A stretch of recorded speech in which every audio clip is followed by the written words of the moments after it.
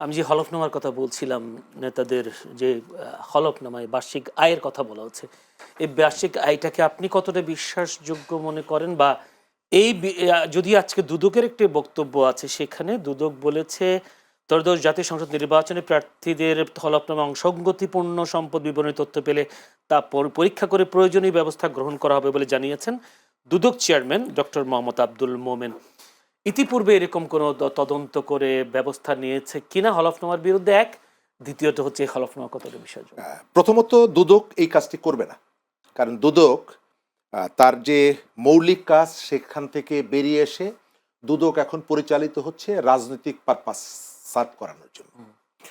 দ্বিতীয়ত হলো, আমাদের নেতারা রাজনৈতিক সংস্কৃতিতে কোনো পরিবর্তন আসেনি। জুলাই এসেছে, অসংখ্য মানুষের মৃত্যু এসেছে। আজকেও আপনি যদি দেখেন, আমি দেখলাম যে জুলাইয়ের অনেকগুলো মৃতদেহ কবর থেকে তোলা হয়েছে, স্বজন চিৎকার 114 করছে, জন। কান্নাকাটি করছে, কিন্তু আমাদের পলিটিশিয়ানদের জীবনে কোনো পরিবর্তন আসেনি। আপা একটা ব্যাখ্যা দিলেন, সিলেটে প্রায় একটা ডুপ্লেক্স বাড়ি নিশ্চয়ই 24 লাখ টাকার দাম হয় না, জামাতের আমিরের যে হিসাবটা দেখেছি। আবার আপনি নেতাদের স্ত্রী, তারা কোনো কাজ করেন না, কোনো পেশার সাথে নেই, তাদের শত শত ভরি সোনার গহনা আছে। তো আমি অবাক হয়ে যাই যে গ্রামে একজন কৃষক এসে যদি দেখেন যে তার স্ত্রীর একটা কানের দুল পরে আছে এবং উনি জিজ্ঞেস করেন যে তুমি এটা কোথায় পেয়েছো, সদুত্তর দিতে না পারলে সংসারে অশান্তি লেগে যায়। আর আমাদের এই নেতাদের স্ত্রীদের কোনো বৈধ আয় নেই, কিন্তু এক একজনের শত শত ভরি স্বর্ণালঙ্কার আছে। তো আমাদের নেতারা জিজ্ঞেস করে না যে তোমাদেরকে এটা কে দিল, ভালোবেসে দিল নাকি কিভাবে সংগ্রহ করলা? তো এই যে হারমোনিটা দেখে আমি খুব অবাক হই এটা যে আমরা আমাদের উদারতা, এই দেখার জন্য যে প্রশাসন, সেই প্রশাসনের ভূমিকাটা কি? প্রশাসন যথার্থ ভূমিকা পালন করছে না।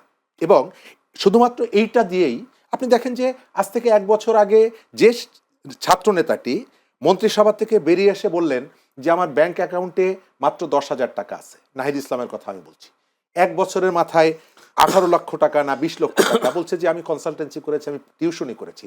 ঢাকা শহরে যারা টিউশনি করে কতটা কষ্ট করে তাদেরকে চলতে হয় আমরা এটা জানি। এখানে টিউশনি করে যদি মাসুদের মতো আপনি 1 কোটি টাকার মালিক হয়ে যান, তাহলে সবারই তো টিউশনি করারই কথা। এগুলো যে এক ধরনের পাবলিককে বোঝানো এবং এক ধরনের ধাপ্পাবাজি, এটা পরিষ্কার। এবং এর ভেতর থেকে পরিষ্কার হওয়া যায় যে আমাদের সংস্কৃতির পরিবর্তন হয়নি। আপা যেটি বললেন যে বিভিন্ন জায়গায় প্রার্থীদের জোর করে মনোনয়ন বাতিল করে দেওয়া হচ্ছে। যখন এই কাজটি হবে, এটি প্রতিকারের জন্য আপনি আইনগত পদ্ধতিতে যাবেন, নাকি কুড়িগ্রামের মাহবুব সালেহির যে মনোনয়ন বাতিল করার পর যেভাবে আপনি তেড়ে গিয়েছেন ডিসির কাছে যে তুমি ইসকনের সদস্য, তুমি ফ্যাসিস্ট, তুমি অমুক তমুক। তো আপনি যখন মেজর আখতারুজ্জামান 24-এর ইলেকশনে, শেখ হাসিনার আমিডামির নির্বাচনে, ওই ইলেকশনে অংশগ্রহণ করে জুলাইয়ের অভ্যুত্থানের সময় প্রকাশ্যে টেলিভিশনে বক্তৃতা করে বলেছে যে যারা আন্দোলন করছে এরা সবাই রাজাকার, এই ব্যক্তি গত 1 বছর অনবরত বলেছে হাসিনাকে আটকে রাখতে পারবেন না, তিনি এসে লিডারশিপ গ্রহণ করবে। সে যখন ফিরে আসছে, তাকে আপনি দলে গ্রহণ করছেন, তখন সে আর ফ্যাসিস্ট থাকছে না। কিন্তু কুড়িগ্রামের ডিসি ফ্যাসিস্টের সহযোগী হয়ে যাচ্ছে, ইসকনের সদস্য হয়ে যাচ্ছে। আপনি যদি অনবরত প্রশাসনের উপরে এইভাবে মব ক্রিয়েট করে প্রেশার ক্রিয়েট করেন, তাহলে সেই প্রশাসন নির্দলীয়ভাবে দায়িত্ব যেমন পালন করতে পারবে না, স্বাভাবিকভাবে দায়িত্ব পালন করতে পারবে না। সুতরাং প্রশাসনকে, আপনি যদি কোথাও অন্যায় আচরণের শিকার হন প্রশাসনের মাধ্যমে, তার জবাব দেওয়ার নিয়মতান্ত্রিক একটা পদ্ধতি আছে, যে পদ্ধতিটা যদি প্রশাসনের স্বাভাবিক গতিকে, কাজকে বিঘ্নিত করে বা ব্যাহত করে, সেই কাজটা করা কোনোভাবে উচিত হয় না। মেজর আখতারুজ্জামানের বিষয়টা এসছে, যে মেজর আখতারুজ্জামান বীর মুক্তিযুদ্ধ, অবশ্যই তাকে সম্মানের সাথে শ্রদ্ধা করি। কারণ এই আখতারুজ্জামান জামায়াতের সাথে যুক্ত, যিনি এভাবে বলছেন যে আওয়ামী লীগের পক্ষে কথা বলেছিলেন, এমন একজন ব্যক্তি জামায়াতে অংশগ্রহণ ঢুকলো, জামায়াতও তাদেরকে গ্রহণ করে নিল। জামায়াত কি এই কারণে গ্রহণ করেছে যে তাদেরকে মুক্তিযুদ্ধ বিরোধী সংগঠন বলা হয়? এখন মুক্তিযোদ্ধারা সেখানে জুটলে একসময় তারাও বলতে পারে আমরা মুক্তিযোদ্ধার পক্ষের মানুষ, মুক্তিযোদ্ধার দল দাবি করতে পারে, সেই কারণে কি আখতারুজ্জামানকে নেওয়া? না, কারণ এরকম সুযোগ আরও ছিল। জামাতে আরও অনেক মুক্তিযোদ্ধা আছেন, তাদেরকে নিয়ে তো কখনো এই ব্র্যাগিংটা জামাত করে নাই। হ্যাঁ, একটা জিনিস খেয়াল করবেন যে এখানে কোনো নমিনেশন বাণিজ্য নাই। মেজর আখতারুজ্জামানকে কিন্তু কোনো নমিনেশন দেয়া হয় নাই। তিনি যেভাবে জামাতে রিক্রুটেড হতে হয় সেই পথ অনুসরণ করে মাত্র ঢুকেছেন। তিনি টিকে থাকেন কিনা সেটা সময়ে বলে দিবে, এবং এখানে টিকে থাকাটা বেশ কষ্টকর। তাকে বিভিন্ন রকম স্কিল অর্জন করতে হবে, পড়াশোনা করতে হবে, সেই পথটা তার জন্য খোলা। এটা যে কারোর জন্য খোলা। হ্যাঁ, এখন তার ব্যাপারে কি কোনো ফৌজদারি মামলা আছে কিনা, সেটার ব্যাপারে কোনো দল কোনো ব্যবস্থা নিচ্ছে কিনা, সেটা অন্য বিষয়। কিন্তু একজন মানুষ তিনি যদি বলেন যে আমি আমার ভুল বুঝতে পেরেছি, তাকে জামাত সুযোগ দিয়েছে, কিন্তু তাকে তো জামাতকে রিপ্রেজেন্ট করার দায়িত্ব এখনই দিয়ে দেওয়া হচ্ছে না। এখানে কোনো নমিনেশন বাণিজ্য নাই, এখানে কোনো টাকা পয়সার লেনদেন নাই, তাই না? তো এখানে আমার মনে হয় এইটা নিয়ে অনেক কথা বলা হচ্ছে, অনেক বেশি হাইলাইট করা হচ্ছে, কিন্তু অন্যান্য জোটগুলোতেও কিন্তু এই কাহিনীগুলো হচ্ছে, তাই না? বিএনপিতেও দলবদ্ধ হয়ে এসে আওয়ামী লীগ থেকে জয়েন করছেন, এক একজন স্লোগান দিতে গিয়ে ভুল করছেন, তাই না, মিডিয়ার সামনে। তো এইগুলো আসলে একটা বিপ্লব পরবর্তী সময়ে এগুলো কিছু আমরা দেখছি, কিন্তু একটা দলকে বারবার প্রশ্ন করা হচ্ছে তাদেরকে বিতর্কিত করার জন্য। আমার মনে হয় এই ব্যাপারটা উদ্দেশ্যমূলক। কিন্তু আখতারুজ্জামান আসলেন, আখতারুজ্জামানকে নিলেন, কিন্তু তিনি বহিষ্কৃত ছিলেন বিএনপিতে দীর্ঘদিন। পাঁচবার। পাঁচবার। তো এখন বলেন হ্যাঁ। আপনি, একটা দল থেকে মানুষ 5 বার বহিষ্কৃত কেমনে হয়? তার মানে বারবার আবার তার মানে প্রত্যাহার উনি করে 4 বার আবার এন্ট্রি নিয়েছেন at চারবার least, entry তাই নিয়েছেন। না? আচ্ছা, আরেকটা জামায়াত বেশ কাজ করছেন নির্বাচনকে সামনে রেখে। বিশেষ করে খুলনাতে আমরা দেখলাম যে সনাতন ধর্মাবলম্বীকে মনোনয়ন দিয়েছেন। ঢাকা 7 আসনে যিনি এনায়েতুল্লাহকে দিয়েছেন, হাজী মোহাম্মদ এনায়েতুল্লাহ, তিনিও বলা হচ্ছে তার বিরুদ্ধে অভিযোগ তিনি আওয়ামী মদতপুষ্ট ছিলেন। তিনি শেখ সেলিমের সময় তিনি মৌলভীবাজার ব্যবসায়ী সমিতির দায়িত্ব পালন করেছেন। কারণ ওই সময় মাহিদ সেলিমের সময় দায়িত্ব পালন করা একটা ব্যবসায়ী সমিতির খুবই কষ্টসাধ্য বিষয় ছিল। সেখানে এনায়েতুল্লাহ খুব বীরদর্পে তিনি সভাপতির দায়িত্ব পালন করেছেন। কেউ কেউ বলছেন আওয়ামী লীগের এই মদতপুষ্ট ব্যক্তিকেও আপনারা জামায়াত প্রার্থী দিয়েছেন। অভিযোগটা কতটা সত্য, কতটা মিথ্যা? আচ্ছা, এখন দেখেন, অনেকে অনেক সময় অনেক আইডেন্টিটিকে প্রকাশ করতে পারে না। হ্যাঁ, এখন এমন যদি হয় যে তিনি জামাতকে পছন্দ করতেন, জামাতের সাথে ছিলেন, কিন্তু পরিস্থিতির কারণে সেটা প্রকাশ করতে পারেননি, কিন্তু তার প্রভাব ছিল, তাহলে তার দায়িত্বের কারণে কি তাকে এখন নন এলিজিবল করে দেওয়ার রাইট কারোর আছে? এটা নিশ্চয়ই জামাত দল হিসেবে তাকে স্ক্রুটিনি করেছে। কারণ কাউকে রিপ্রেজেন্ট করতে দিবে একটা প্রতীককে, এটা সেই প্রতীককে যারা ধারণ করে তাদের ডিউটি, তাই না? জামাতে তো বিভিন্ন ক্যাডার আছে, মানে সে কি জি। ক্যাডার ভিত্তিক ছিলেন? মানে তো উনি কি এটা ক্যাডার আসলে আমার ভিত্তিক ছিলেন? জানা নাই, আমি বলতে পারবো না। হ্যাঁ, আপনার জানা নেই। ধন্যবাদ। শরীফ ভাই, আমরা আপনাকে প্রশ্ন করি, যৌথ বাহিনীর অভিযান শুরু হয়েছে। আপনিও নির্বাচন নিয়ে একটু সন্তোষজনক, যেহেতু প্রধান নির্বাচন কমিশনার বলেছেন, সেটার আপনি একটু ভিন্ন বক্তব্য দিয়েছেন, ভিন্ন মতামত দিয়েছেন। এখন যৌথ অভিযান শুরু হচ্ছে বলছে। এই যৌথ অভিযানের আমরা এর আগে দেখেছি ডেভিল হান্টের অভিযান দেখেছি। সেই ডেভিল হান্টের অবস্থাও কি ছিল? এখন যৌথ অভিযান যদি শুরু হয় সেখানে ফলাফল কি দেখবে? ধন্যবাদ। আমি তার আগে একটু জিজ্ঞেস করি, আপাকে তো আমরা লেখক হিসাবে কিন্তু জানি, আপনি যেভাবে প্রশ্ন করছেন আপাকে একটা পার্টির রিপ্রেজেন্টেটিভ, তো এই জায়গাগুলোতে পরিষ্কার হওয়াটা ভালো। পার্টি রিপ্রেজেন্টেটিভ না, হয়তো তিনি তার ডিফেন্ড ব্যাখ্যাটা করেন দিচ্ছেন, কিনা ওন করেন আর কি। আমি কিন্তু মেজর আখতারুজ্জামানকে কে গ্রহণ করলো সেটা বলছি না। আমি বলছি যে আপনার বক্তব্যগুলো যদি আপনার পক্ষে যখন যাচ্ছে তখন সেটিকে আপনি ওন করছেন, কিন্তু যখন আপনার বিপক্ষে যাচ্ছে তখন তাকে একটা ট্যাগ লাগিয়ে দিচ্ছেন। ডিসি তিনি যখন আপনার সিদ্ধান্ত, তার সিদ্ধান্ত আপনার যখন পছন্দ হচ্ছে না, তখন আপনি বলছেন তুমি হচ্ছে ফ্যাসিস্টের দালাল। কিন্তু ওই ফ্যাসিস্টের দালাল যদি আপনার কাছে আসছে তখন আপনি বলছেন এ হচ্ছে আমার কৌশল। আপনি যে ভদ্রলোকের কথা বললেন, আমার কাছে তার ছবি আছে, আসাদুজ্জামান কামালের সঙ্গে তার একসঙ্গে বসে তিনি ছবি তুলছেন।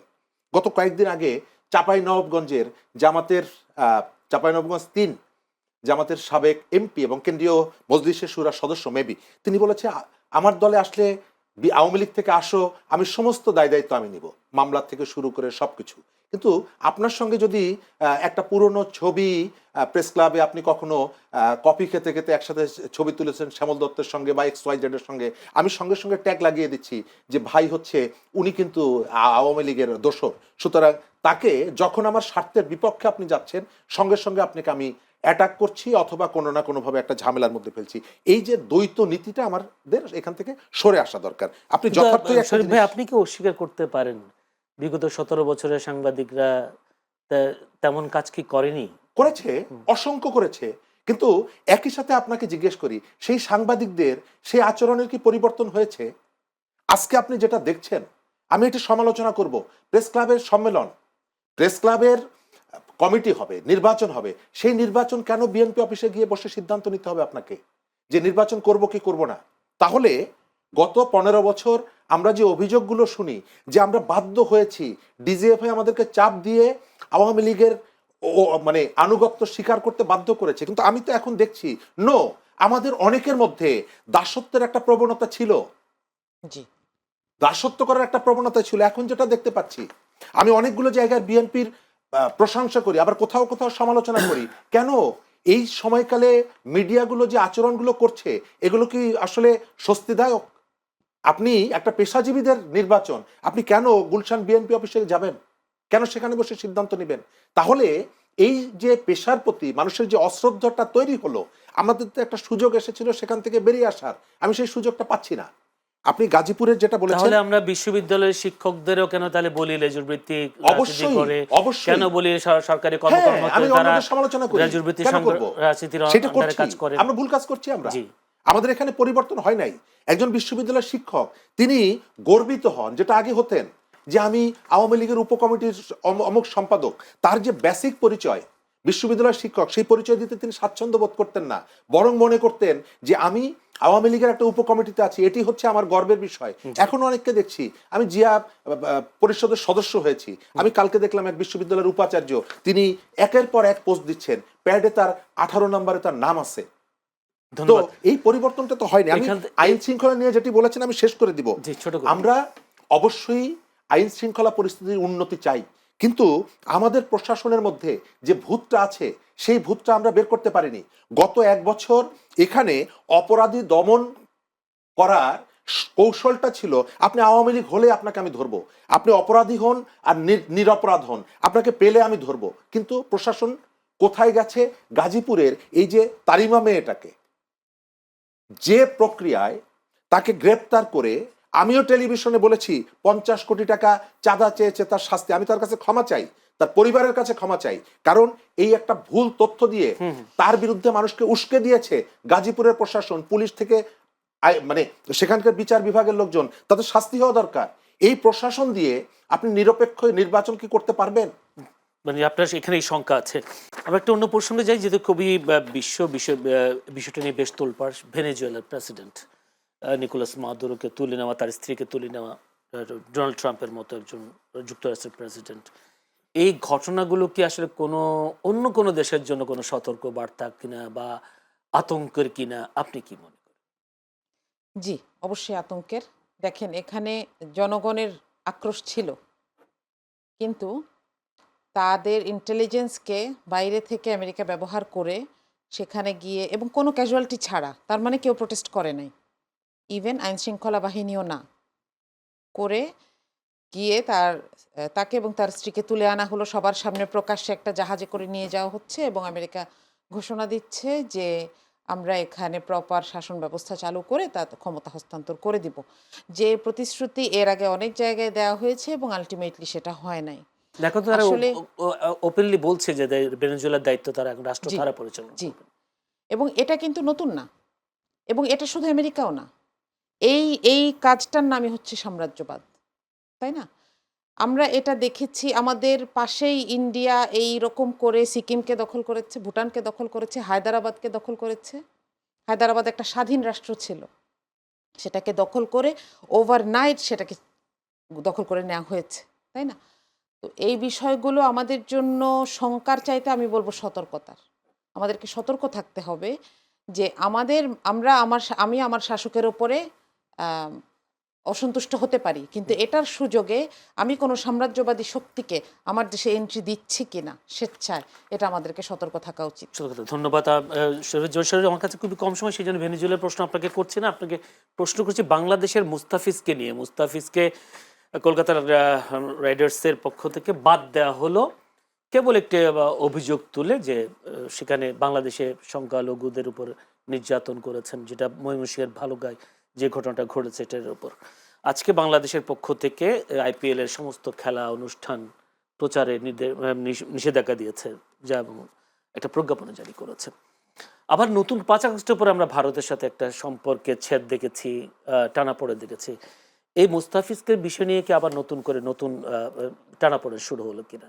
প্রথমত মোস্তাফিজ ইস্যুতে ভারতের যে ভূমিকা তার তীব্র নিন্দা করি। কারণ তাদের প্রত্যেকটি জায়গায় বড় ভাই সুলভ যে আচরণটা, সেই আচরণটা আমরা বিভিন্ন সময়ে তার বহিঃপ্রকাশটা ঘটে। আমরা একটা স্বাধীন দেশ, আমাদের কতগুলো আত্মমর্যাদা আছে, স্বার্থ আছে, এগুলো নিয়ে আমরা চলতে চাই। ভারত তার নিজস্ব ভূখণ্ডের মধ্যে তার নিজস্ব রাজনীতি করবে, এটিও আমরা চাই। আমরা যেমনিভাবে তার পায়ে পাড়া দেওয়ার চেষ্টা করব না, যে চেষ্টাটা মাঝে মধ্যে এখান থেকে হয় উস্কানি দেওয়ার চেষ্টা হয়, এবং এর ভেতর থেকে সেখানকার একটা উগ্রপন্থী অংশ, এখানকারও একটা উগ্রপন্থী অংশ, তাদের মধ্যে একটা ভেতরে ভেতরে একটা নেগোসিয়েশনের কারণে উভয় অংশ লাভবান হয়, কিন্তু বিঘ্নিত হয় জাতীয় স্বার্থ। ভারতের এই ভূমিকার কারণে, এই আচরণের কারণে এবং এই সিদ্ধান্তের কারণে অবশ্যই দুই দেশের মধ্যে ইতিমধ্যেই সম্পর্কের টানাপোড়েন শুরু হয়েছে। এবং গত কয়েকদিন আগে জয়শঙ্কর বেগম খালেদা জিয়ার মৃত্যুর পর এসে যেভাবে অনেকগুলো মিষ্টি কথা বলেছিলেন, সেই কথার সাথে সর্বশেষ যে মোস্তাফিজ ইস্যুতে সিদ্ধান্তটা, এটা সাংঘর্ষিক। আমরা চাইব অনেকগুলো জায়গাকে রাজনীতির বাইরে রাখার জন্য, পারস্পরিক ধর্ম বিশ্বাস থেকে অনেকগুলো বিষয়ে যে ক্ষোভের জন্মটা তারা দেওয়ার চেষ্টা করছে, সেখান থেকে তারা নিবৃত্ত হবে এবং যে সমস্ত ইস্যুগুলোতে উত্তেজনা তৈরি করতে পারে সেই ইস্যুগুলো পরিহার করবে, পারস্পরিক খোলা মন নিয়ে আলোচনা করবে। আবার আমি অনুরোধ করব, মোস্তাফিজ ইস্যুতে ভারত যে সিদ্ধান্ত নিয়েছে সেই সিদ্ধান্তটা তারা প্রত্যাহার করুক। একই সাথে আমাদের এখান থেকেও একটি অংশকে দেখা যাচ্ছে এটিকে নিয়ে একটা উস্কানি দিয়ে পরিস্থিতি আরো জটিল করা, ঘোলা করার চেষ্টা হচ্ছে। সেটা করলে বরং সম্ভবত বিরোধটা আরো বিস্তৃত হবে। আরেকটা প্রশ্ন সেটার সাথে যুক্ত করে, সেটা হচ্ছে এমনিতে আমরা বিভিন্ন সময় স্লোগানগুলো দেখি, দিল্লি না ঢাকা, আজাদি না গোলামি। তাদের বক্তব্যের মূল সারমর্ম যেটা, সেটা হচ্ছে ভারত বিরোধিতা, ভারতের আধিপত্য বিরোধ। এইসব ঘটনার কারণে ভারত বিরোধিতার মানুষ সংখ্যা কি আরো বেড়ে যাবে কিনা? আমি যেটা বললাম যে উভয় দেশের মধ্যে একটা অংশ আছে যারা একটা উত্তেজনা তৈরি হলে রাজনৈতিক সুবিধা নিতে চায়। আমি যে কয়েকটা দেশের রাজনীতি মোটামুটি ফলো করার চেষ্টা করি, আমি ভারতের রাজনীতির যে পরিবর্তনগুলো খেয়াল করি। আপনি দেখবেন যে আমাদের এখানে এই যে স্লোগানগুলোর কারণে বা এই ধরনের অ্যাক্টিভিটির কারণে আগামী যে বিধানসভা নির্বাচন হতে যাচ্ছে পশ্চিমবঙ্গে, সেখানে বিজেপির বিজয়ী হওয়ার একটা বিরাট সম্ভাবনা তৈরি হচ্ছে। এবং সেখানকার বিজেপির নেতারা, তাদের কাছে যদি জিজ্ঞেস করেন যে আপনারা কি আসলে দুই দেশের মধ্যে সৌহার্দ্যপূর্ণ বন্ধুত্বপূর্ণ সম্পর্ক চান, প্রকাশ্যে তারা যাই বলুক না কেন, তারা চায় যে বাংলাদেশে যেন ভারত বিরোধিতা আরো বাড়ে, তাহলে তারা রাজনৈতিকভাবে লাভবান হবে। একই সাথে এখানেও একটি অংশ আছে। তো আমি আমাদের শান্তি, নিরাপত্তা, পারস্পরিক সহযোগিতার স্বার্থে আসলে প্রতিবেশীদের সাথে অনবরত আমরা ঝগড়া করব, ফ্যাসাদ করব, এটা আসলে কোনো দেশের জন্য কাঙ্ক্ষিত। ধন্যবাদ।